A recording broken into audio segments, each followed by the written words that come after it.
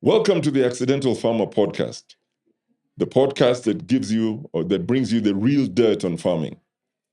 Today, I'm excited and privileged to have with me Sheena Patel, the founder of Stir Me. Sheena Patel is the visionary founder behind Stir Me, a premium tea brand on a mission to change the way the world sees and sips Kenyan tea. A graphic designer by training, Sheena blended her creative roots with a deep love for tea to build a brand that reimagines Kenya's most iconic export. In a market where Kenyan tea often loses its identity once exported, Sheena set out to restore that lost narrative. Stir Me isn't just about great flavor, it's about heritage, elegance, and a proudly made in Kenya experience that resonates both locally and globally. Through beautifully crafted packaging and innovative blends, Sheena is turning everyday tea moments into something extraordinary. From supplying luxury hotel brands like JW Marriott, Gallery and Hyatt with white label tea solutions, to crafting sustainable teabags and unique iced tea offerings, Sheena is helping the world experience tea in fresh, memorable ways. Her vision is bold: to give Kenyan tea a global voice, unlock new export opportunities, and ensure real value flows back to farmers and factories across the supply chain. Beyond the tea leaves, Sheena is passionate about empowering women in business, exploring spirituality, and living a life that's ever evolving. Sheena, do you recognize that person? I do. It's you, right? You're Very much. right podcast, the right person. With the right person. Okay, good. So, Sheena, welcome to the Accidental Farmer Podcast. Thank you so much. Let's go back to the beginning. Mhm. How did your love for tea evolve into a full-blown business? Well, it's not something I'd even imagined I would be a teapreneur. It's just that my professional background was design and printing. But at some point, that stagnated. I've been an entrepreneur in that field too. But there was a time paper was now diminishing. So you wonder what's next because you can't sustain a business where it's starting to die down. So I took a break of about 6 months just to go and rewire my thinking.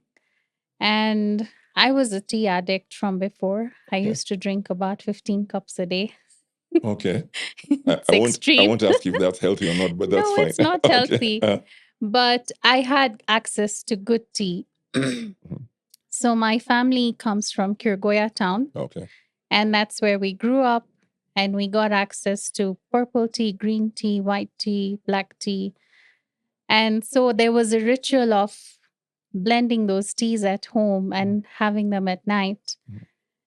But when I come to Nairobi, I never found good tea, whether it's in people's homes or it's in cafes. I was wondering what people are drinking. It didn't sound like tea or taste the best tea.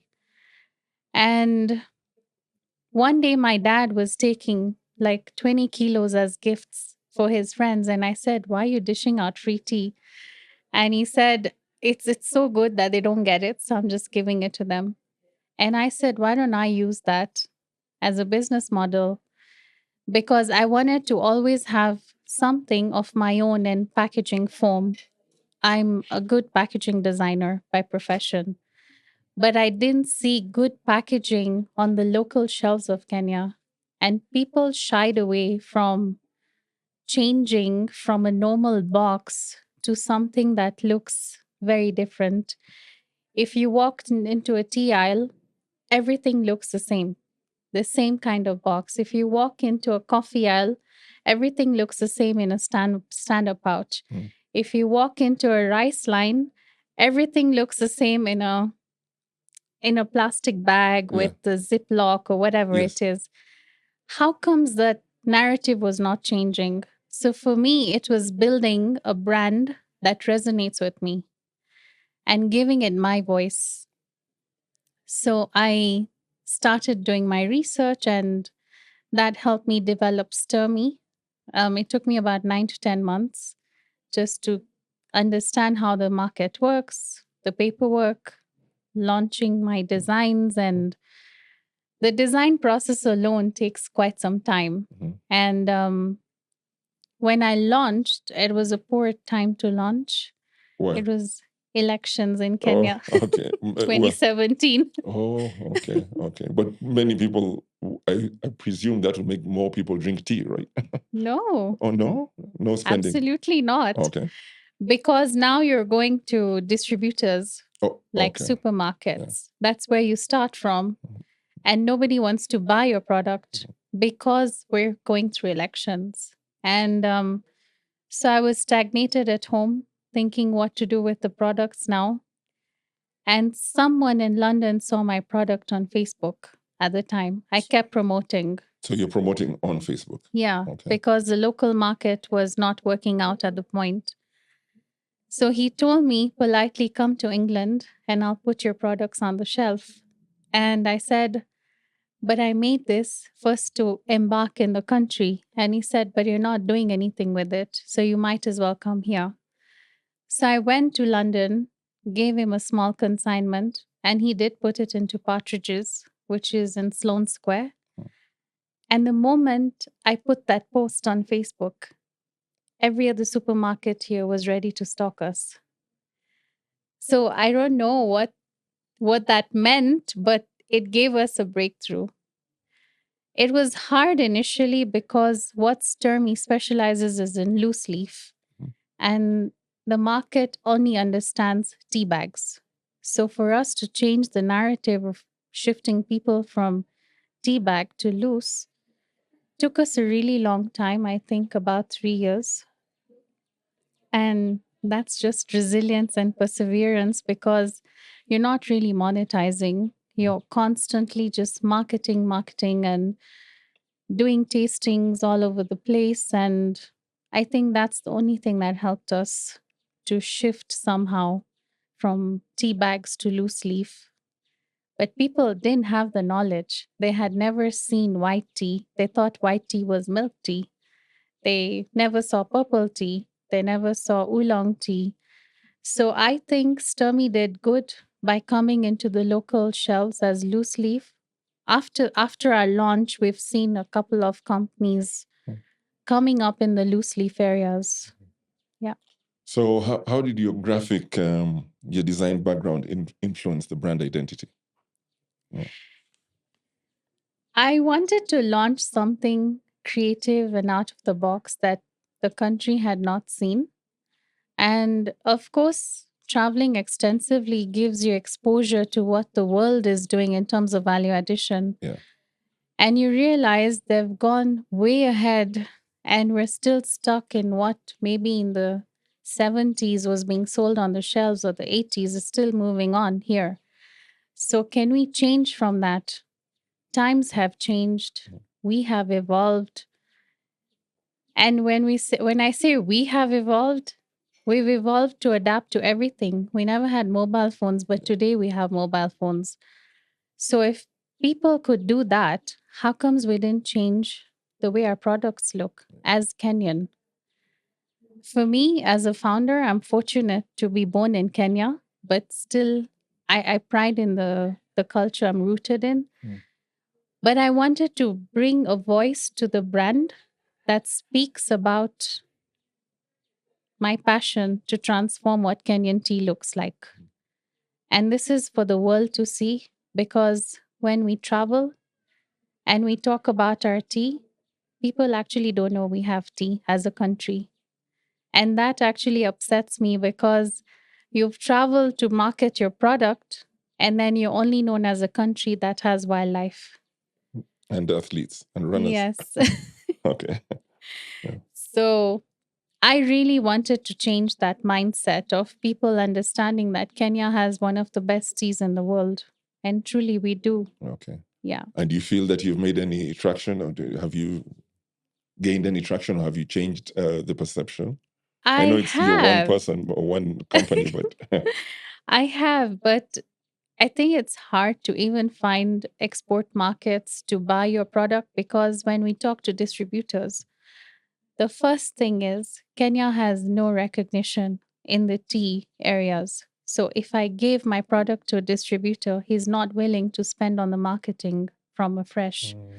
So can we go and do the marketing ourselves? Then the answer is no. I'm an SME. Yeah. So I It's can't not, invest intensively in that market, which costs millions of dollars. So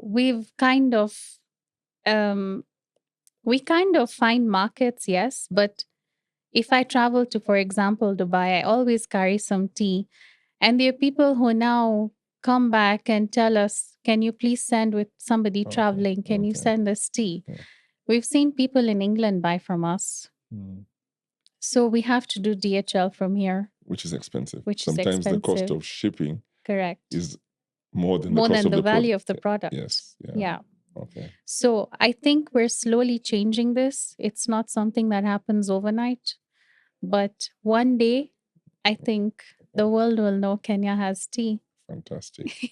What obstacles did you face in trying to shift Kenyan tea from commodity to premium product, especially in the local market? Because we've always looked at it just as a commodity. Yes, and people associate with tea as just chai, black tea, chai kawaida. And I think, okay, I don't know how to start explaining that. Yes, you do have that chai kawaida, but then you still have another option of having purple, green, a black tea blended with rose and cardamom, a black tea blended with saffron and cardamom, or you have a oolong tea blended with rose and peach.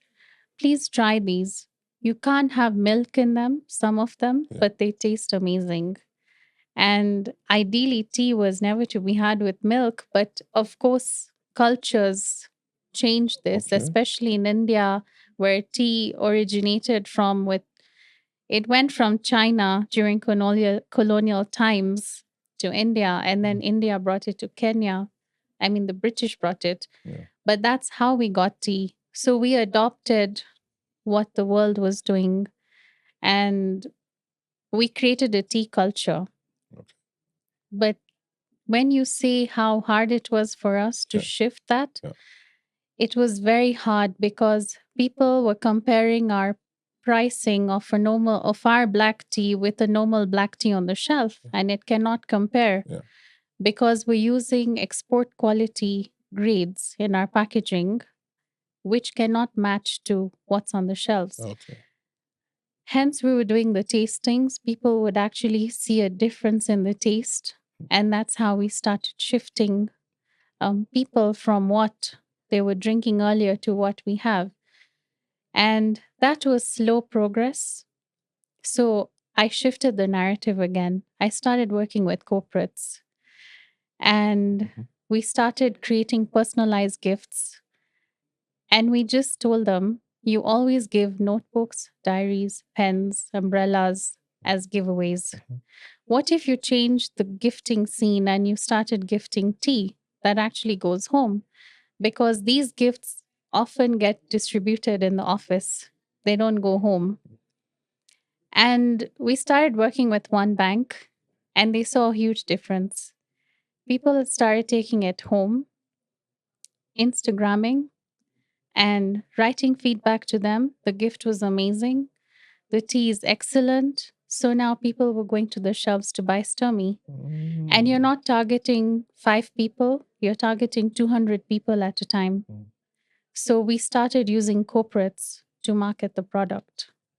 Wow.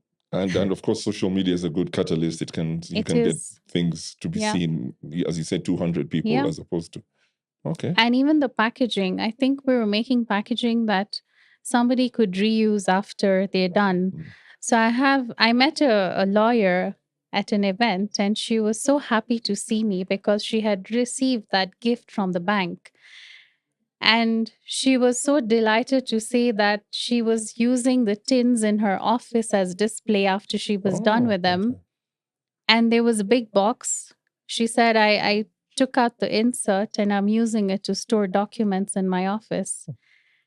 And I said, well done. At least you didn't throw the box. Yes. So it's reusable. It's reusable. Sustainable, promoting sustainability. Yeah. So innovation plays quite a critical role in your product development. It does. Like some of these products, a lot of We know a lot of children who are using these canisters to store crayons, Yeah. color pencils. Um, it's a kitchen, it's become a kitchen counter item where people are using it to store cutlery. Excellent. And so the brand actually stays in the face Yeah. It's quite clever. all the time. That's innovation. Yeah. Yes, Yeah. yeah. Kenya exports a huge volume of tea, Mhm. but value addition remains low. Why is that in your view? Is it some of the things you've mentioned, or? Yeah, it is partially. I think people shy away from investing too much into value addition because when you start that line, it's very capital intensive in terms of your inventory. And I think people get scared of venturing into that line, and you have to stick with that inventory and you don't know for how long because this is a new market, new product. So you might sit with that packaging for even 2 years. Can you afford that? And I think that's why a lot of people are not able to put out value add as much as it should. But I feel like if we had some people who were investing in packaging in smaller volumes, that would help a lot of value addition grow in the country. At the moment, when you walk into a press, the first thing is you need to do a minimum of 1,000 per variant. Yeah. And if you just had a simple 5 variants, That's 5,000. 5,000 times whatever it costs, the straight answer would, for any small growing entrepreneur, is I can't do it. They step away unless they have an investor backing. And I think this needs to start growing rapidly because if we don't value add, we're never going to be seen. We're never going to be seen through the sacks that leave the country. They they go to another country, they get rebranded as something else, but never sold as Kenya. So we lose a lot of identity and recognition. Okay. So in your view, value addition is low because it's almost an unknown territory for many of the Yes. For the tea growers. For me, and, I think it was not as difficult because I come from the line and I managed to somehow understand this is what I'm going to look at as a cost of capital. So I'd mentally prepared myself. This is the amount of capital I'm going to need to do my packaging. And at the point, some of my family thought I'm crazy because they saw the amount of packaging I had invested in. And they were like, is this a time pass or is it a full time, business? And I said, it is full time.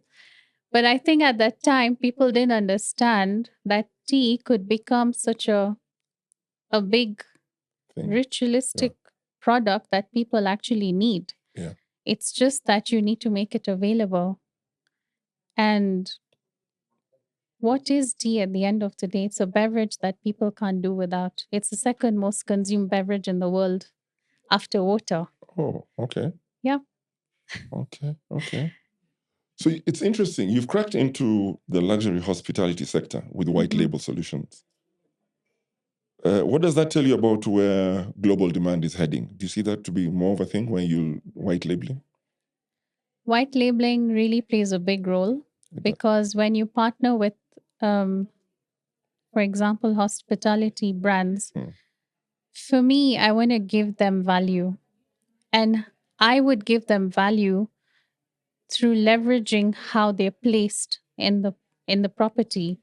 If I'm, for example, going to e.g. a JW Marriott and I find a JW Marriott tea bag, my first instance is I'm resonating with them and the quality. My name or whatever is still there, but it's at the back. We're happy with that. There's a storytelling of the product. It's not just a plain envelope that doesn't have a story behind it. Everything is included. So somebody really enjoys that. And that resonation needs to grow because when you give hospitality partners white labeling solutions, it leverages the perception of whoever is, staying with them. The experience is elevated. And that's what I wanted to do, elevate that experience for people who actually stay with them or go to dine with them. You can go into a hotel and get a tea bag, and then it's sitting in your cup, but it's branded Gallery. So the brand is still, Yeah. in the eye of the person who's consuming it. Okay. What export opportunities excite you the most right now? A lot. Mhm. We are getting a lot of opportunities right now, Mhm. and I'm really excited and looking forward to that. Okay. We really worked hard to Yeah. just It find did not fall on yeah, from the sky. from the sky. No. But there's a huge potential Mhm. because when we send our products to these people, Mhm. they love what we've done, Mhm. from the product to the packaging Yeah. and everything being Kenyan. There's a lot of stories to be told through just the product and the packaging Yeah. itself. And we're also offering white labeling solutions for them. So which is something that helps them. Yes. Yeah. Yeah. And when we do white labeling, we actually write the origination, Oh. or we include graphics that could tell a story of Kenya. Oh. Yeah. Fantastic. So you're doing a lot in promoting the country Yes. as well. Yes. Through the brand. Through the brand. Yes. Yes. Yes. Okay. Yeah. Okay. How do we get more Kenyan SMEs into these global specialty markets? I think it's a gradual process. Mm. Um, it frustrates one, Mhm. and I've been through that route too. Yeah. You just get frustrated and you wonder, what am I doing with the brand? Because there's a point where your brand gets stagnated sitting in the local market, and you understand that the volumes are sitting outside of your country. Mm. So, which are the markets that consume the highest amount of the product you're selling? So, when you look at statistics, um, populations, tea culture really matters. And I went into the depths of this. India is a huge populated country. They consume 85% and export 15% Of their tea. of their tea. Yeah. And they still have to buy It can't meet to meet the yes, to demand. meet the demand. And it's a tea culture to the point people are having 5 cups a day, 6 cups a day. So it's constant. The volume is just shifting rapidly. England is a big tea drinking culture. Yeah. UAE is a big Very tea big. drinking culture. Saudi Arabia, for that matter, any Arab country, Yes. because it's not an alcoholics Yeah. dominated Yeah. area. Yeah. It's either tea or it's coffee. Mm. But tea is still highly consumed. Mm. And you'll find that many people, even here, drink tea in the morning at home. But if they go out, they'll drink coffee Oh. because of lack of good tea in the cafes. So is there a challenge with the quality? You've talked a lot Yeah. about the aesthetics and the packaging, but also the actual produce or the product. Yes. The challenges in the quality. Yeah. Okay. In the local shelves. In the local shelves. Yes. Now, as we've talked a lot about the value addition as being a solution. Yet we've talked a lot about the packaging. I mean, we've talked extensively about the packaging. But there are other challenges to value addition, Yeah, that is just one aspect. It's a key aspect, Yeah. but there are many other moving parts, right? There are a lot of challenges Yeah. because when you want to survive in this industry, Yeah. cash is a tea crop. Okay. Tea is a cash crop. Yes. So you buy in cash and you sell on credit because everyone you work with will tell you minimum 30, minimum 60, minimum 90 days, Yeah. and that could stretch to 120. Yeah. It's not guaranteed. So, how do you then generate your cash flow when others are not paying you? That's right.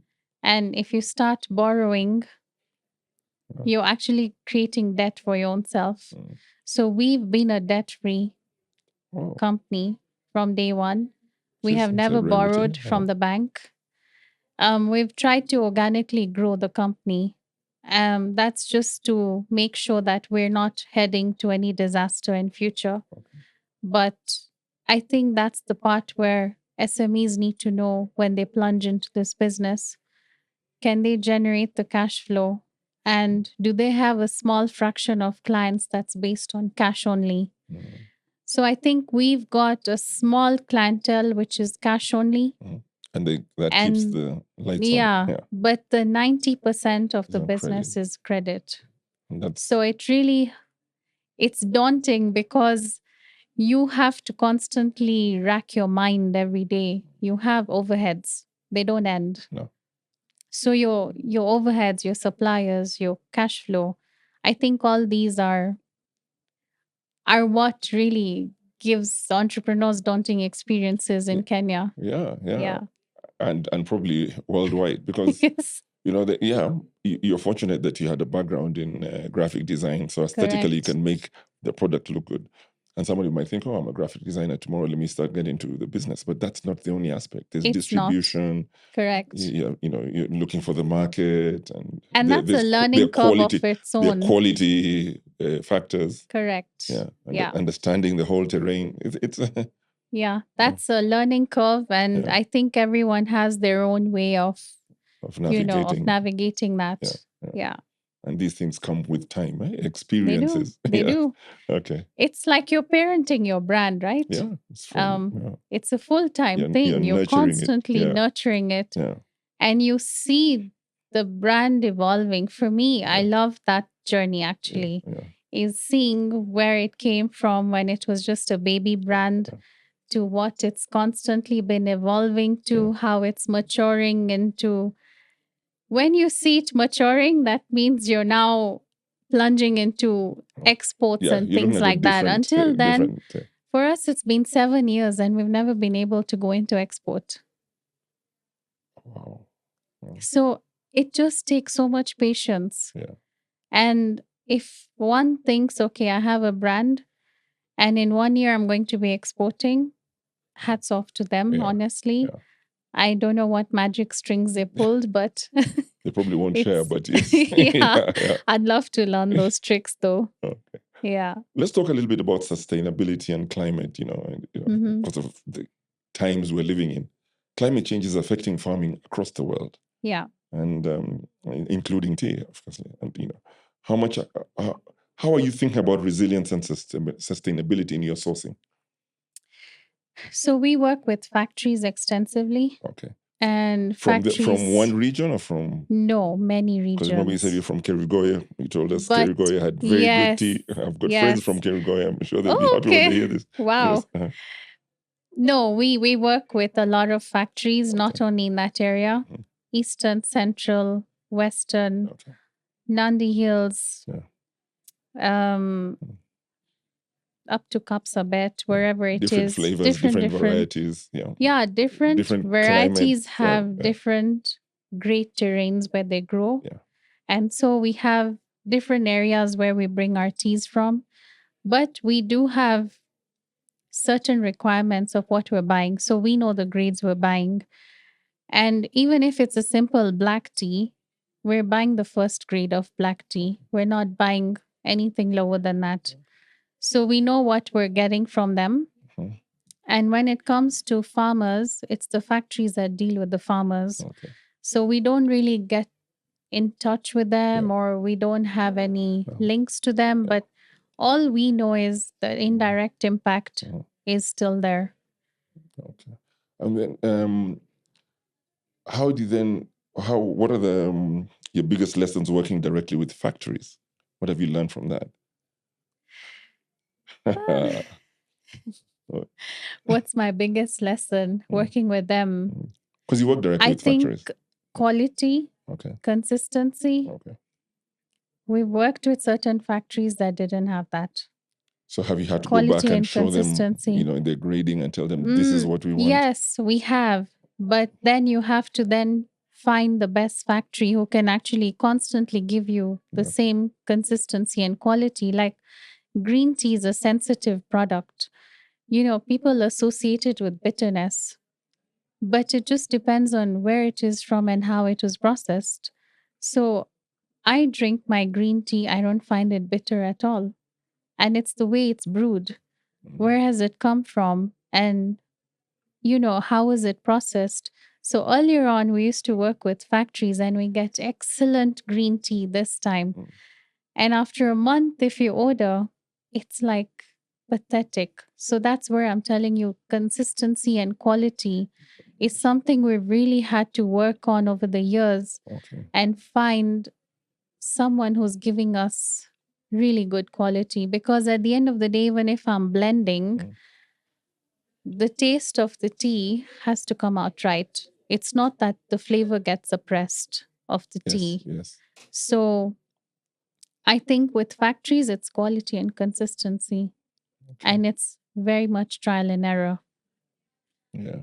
Yeah. And there's so have you seen some of the factories adopt some of the suggestions that you've made and Yeah, seen they an increase? do. They do. They do, huh? They Well, do. because In you're their client, fact, you're you're a yes, key part of their they chain. actually do. And Okay. if we tell them we want a certain type of tea, Yes. they actually make it for us. Oh, okay. Like if we want a certain level of if we don't want for example, a black tea to be very astringent, Mhm. or we want certain tones to get included in the black tea, they'll actually make it for us. Okay. So we have to then tell them what we want, and they do make it for us, because I think it's just the partnerships you build over The the years, relationships, the yeah. relationships Yeah, really yeah, matter. yeah. Yeah. You're a strong advocate for women in business. What advice would you give to women looking to enter or lead in this, agribusiness or agro-processing? What would you tell? There's huge potential. Yeah. You say that repeatedly, and I like that. Yes, Yeah. there's huge potential. Mhm. There's boundless possibilities. Mhm. And women are just scared. Mhm. I have spoken to many women Mm. who are currently working Mm. and have the desire to start a business, or it's not only agripreneur business, Mm. anything else. It's fear of not making money initially. Mm. But do you think And that is unique to women? no, it's not unique. It's Oh. not unique only to women, Yeah. it's unique to everyone. Yeah. But you see, women don't get heard as Okay. much as Okay. men. Yes. Okay. So I think the fear stems in from, if I start this business Mhm. and it doesn't get the value it deserves, or it doesn't start selling, or I don't start making money, what am I going to do when I've already left my job? It's insecurity. Okay. And then it's again lack of confidence in what you're going to do. So I think it starts with clarity and confidence. Okay. So Because, you'd advise them to be clear about what they want to do, yes, and to have the confidence, correct. the bravery to go ahead and do Yes. it. Because if you don't have the confidence, you'll never plunge into it. Okay. So were you confident when you started? I was super confident. Wow. Okay. Okay, that's no wonder you are where you are now. Yes, there was fear, Mhm. but it's a silent fear that kind of hints you when somebody tells you, I don't want it. You know, a shelf tells you, we're in elections, we don't want you. Of course, Yeah. then the fear starts stemming in, okay, did I do the wrong thing? Then you go home and ask yourself, did I really do the wrong thing? Okay. But I find that if you have the confidence in what you've built, it's going to sell, because every brand, I believe, um, has the founder's power and grace exuding from the brand itself. Okay. It will speak for itself.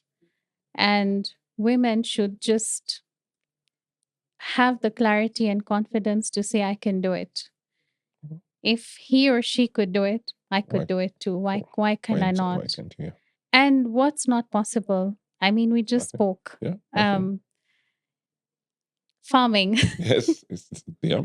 You can multiply into value addition and start small, maybe find a packaging solution that's not going to capital intensive drain you, but just find a solution to make it look nice and sell it. Today, social media does all the work. Yeah. Yeah. Podcasting. There were a lot of channels and avenues. Yes. Okay. Yeah. Excellent. I think it's just putting the voice out. So, following up on the question I asked, what are the unique challenges that you faced as a woman entrepreneur in this space, and how have you navigated them? What is it? Yeah, just tell us a couple that So when I started Mhm. Stir Me, Mhm. the first thing I got is this is a male dominated industry. Okay. Why are you going into something that's not got women in it? Yeah. And I said, give me one business or one industry that's female dominated, then I can't think of any. And how can I say that something that's male dominated, I cannot go into it? The potential is there. Mm. I have the talent. I know what I'm doing. There you go, confidence. Yeah. Yeah. Uh-huh. So what's stopping me? Mhm. Um, but when sometimes you go out, you find some people who still have the mindsets of she's a woman. She doesn't know what she's doing. Yeah. You face that quite I a have bit. faced that. Yeah. Um, I don't think this is a brand that's built for sustainability and Yeah. it's probably going to close down in 3 years or 4 years and they just judge for you. They don't without even interacting with you or looking at your vision, what you have anticipated for. And when I look back, I feel like those people must be looking now and saying it's a 7-year-old baby and it's going outside somewhere. So it's created its own voice. But yes, a lot of the main challenge is people putting you down as a Okay. woman. Okay. And if you let it affect you, then it starts bringing down your confidence. If you don't let it affect you, So I think you're yeah, flying. good. So you Yeah, navigated by showing them I that you can did. do it. I did. Yeah. I didn't listen to those voices. No. Actually, a lot of people told me, Mhm. have you done market research? Yeah. Have you gone and Yeah. seen what the value of this product is? I just asked them, show me one product that's on the shelf like this that I could go and now do a market Yeah. research Yeah. on them and understand are they selling or not? There isn't. I actually It's bridged a unique. gap. Yeah. Yeah. Yeah. I actually brought what was not there on the shelf. So there's no market research I could really You do. will create the market I research. will create the People, market. I will the create the research will be demand, done on you. and the Yeah. research will follow some Yeah. years Yeah. down the line Okay. that this kind of thing Yeah. actually works. So you're a trailblazer. So You're not here to imitate or to jump on a I'm bandwagon. not. Yeah. I'm not. Okay. Okay. Yes. I'll talk a little bit about government before we close. We talked about the export market earlier. And we're hearing all sorts of things that Kenya is not being competitive in the export market anymore because hmm the cost of freight has gone up. The cost of the charges that are being proffered on the exporters. All these Right. tariffs Yeah. going higher and higher every day, and yet you're saying the opportunities in the export market. Please explain this anomaly to us. I think their challenge is there as well. And it just boils down to the cost because now um, an an importer is going to take my cost and check what's the cost of importing to his or her country, Yeah. and he's going to see it's going to be 40% or 50% is just going in that. Mm. Then how do these people sell in that market?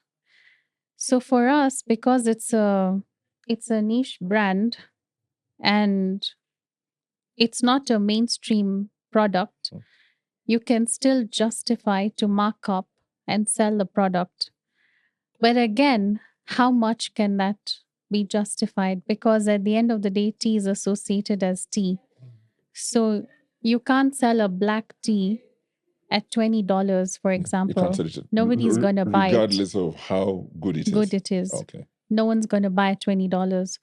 So I think we are still on that phase of navigating our cost for exporting and what is it going to cost them if they were going to do a sea freight consignment or an air freight consignment. For everyone wants to do a test run, so they're going to do initial volumes by air freight, which is so expensive. Yeah. It's not even No. workable. Yeah. But when we do sea, what's the returns going to be? And it is really high. So in that case, mainstream products would face a huge challenge. Niche products, because there's still room for markup, I think can still flow naturally. But again, it's not like what we have here Mhm. has to still be modified to go into export markets. Oh, It's not that we can send this. there's still It some doesn't requirement. meet, Yeah. yes, There's it doesn't certain meet the export. Yeah. requirement. Okay. We had made this thinking it's fit for export markets, but we've realized in Kenya we lack finishing and packaging. So we've had to now navigate what are we going to do? We have the market, we have the buyer, but we don't have guys who can actually give us the right finishing. So now we're on that phase of navigating what should we do? Mhm. And whatever we make has to make sense in terms of its weight because now we're exporting. So a lot of things we have to really put in our mind while we're designing now. Mhm. What's the weight of the packaging? Mhm. What's the weight of the product after we've put in the content, carton weight, etc. By the time you're shipping, like you said, are these tariffs helping us? They're not helping us. But somehow we're just optimistic that being a niche brand, we can still create a space outside. Okay. Yeah. So are you lobbying? Are you? Oh, that's nice. Sorry. Are you lobbying government or some? No, you've got too I'm much on your plate to look I'm for the not. market. Yes. I'm really not. Okay. Because my voice is just one One person. voice and Yeah. it's not going to create an impact. Are some of the older traditional tea manufacturers now going into this niche kind of thing? I think I've started seeing Yes, other a lot brands of coming in people with are going with fusions. into Okay. infusions and different value addition Yeah. proposals. Hmm. I think it's a great thing because it will bring new faces in the market. And then it'll expand the market and get more people Yes, to know about. about Competition Kenyan tea. it can It's be a good thing. healthy. Yeah, it's healthy. Yes. It's healthy. That's right. Yeah. Yeah. Good. So what's one moment that has reminded you why you do what you do? You know, sometimes as entrepreneurs we have our ups and downs, but there's the one thing that says, yeah, I'm glad that One moment. yeah. I think when at Stormy we won a grant, the first grant we won Okay. with Kenya Catalytic Jobs Fund. Okay. We won £100,000 Isn't that enough to to fly? upscale the Yeah. business. I think that's the day I had a melting moment because I just felt overwhelmed that somebody really saw a huge potential in what I was doing Okay. and gave me validity through the grant Yes. that you are powerful and you've done something really valuable for the country. Wow. And so that really gave me, that was my biggest moment, I would say. Okay. Being appreciated for what I What you've did. done, Yeah. And what's the most surprising thing you've learned about yourself on this journey? Most surprising thing. Because you're confident that you exude confidence, but what is it that you've surprised you and said, wow? I think I get surprised now that I've managed to grow this brand like my baby and I've given it a language that it can speak somewhere. I had never thought I can give a brand such a huge voice and that to my own. So it surprises me sometimes when I sit just by myself in quietude that have I really done this? Yeah, you brought this thing to life. Yeah, I brought it to life. Wow. So yeah, it does. Sometimes it does surprise me that I've come such a long way. Excellent. Yeah. So as we wrap up, I have a few quick fire questions. Your favorite tea blend and how you like to brew it? I love purple tea. Okay. Do you have purple tea here? There Yes, I do. Uh-huh. On its own. Okay. Yeah, at night. In the morning, strong masala chai. Okay. So, but you're no longer on 15 cups a day, right? Oh, no. Okay. 2 cups a day. Okay. Yeah. So, okay. So, which is a book or a quote that has inspired you lately? Lately, maybe a book. I've been reading a couple of books, but one book that stayed with me, it's called the Book of Joy. It's a conversation between the Dalai Lama and Okay. Desmond Tutu. Oh, okay. Yeah, yeah. Yes. A profound book that can change your thinking. The- So The that Book stayed of with Joy. me. Okay. Yeah, the Good, Book good. of Joy. So if you could serve tea to 3 people, Mhm. living or historical, who would they be? I really don't think I idolize anyone, but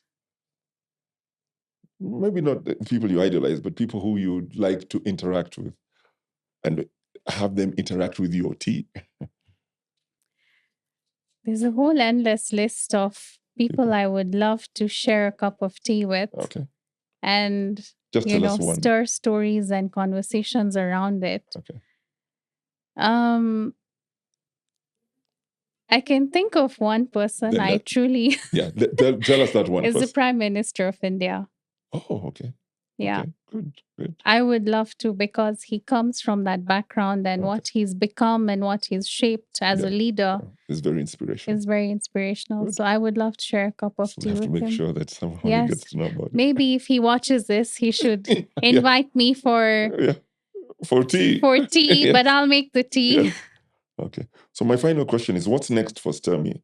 And how can our listeners support your mission? How can people engage in the Stir Me journey? What's next? I think we just want to tell stories through the brand now. Okay. We want to tell profound stories we want to celebrate people while they're here. That's right. Yeah. And so we want to tell their stories. If you see our packaging, it looks like a book. Mhm. So we want to. So that's the packaging. Yeah. Can we just, yeah. So it because opens it up, looks like a book, yeah. and it has the possibility of including short stories. Okay. We want to start including short stories of people and then calling it a blend, resonating with that person. Okay. We want to do that. We want to tell stories of the elderly. We're trying to support the elderly right now. Okay. It's a forgotten topic, and we feel that they're lost somewhere and they deserve to be heard, to be seen. So, when we talk of just a personal front, that's something we're trying to support. Listen to their stories, use that wisdom, and put them somewhere for people to feel inspired by reading it. So that's where we're heading to. Is telling stories through Stir Me. This is Stir stories, stir conversations while you're hugging a warmth of a cup of warmth. Oh, fantastic, Sheena. Well, thank you very much for all this, Sheena. It's very inspirational. Thank you too for having me on the No, podcast. it's been a pleasure. Yeah. I'm not a very big tea drinker. I drink another beverage, but I can't imagine that. I like hot chocolate, but I can't imagine starting a hot chocolate company because I liked it. So yours is very yours is very inspirational, and thank you for your time. Thank you and too. we will now start to indulge in and Stir Me. Yes, please do. Okay. Have some chocolate with the black tea. There you go. Yeah. So there you go, viewers and listeners. We've just come to the end of another exciting episode of the Accidental Farmer podcast, where we listen to Sheena Patel and a very inspirational and motivational story of how she started her journey in tea because of her love for it, and combined it with the skill she had in graphic design to create a premium product that is now on the verge of being exported, or that is being exported out of the country. Join us again next time for another exciting episode on the Accidental Farmer podcast, where we bring you the real dirt on farming.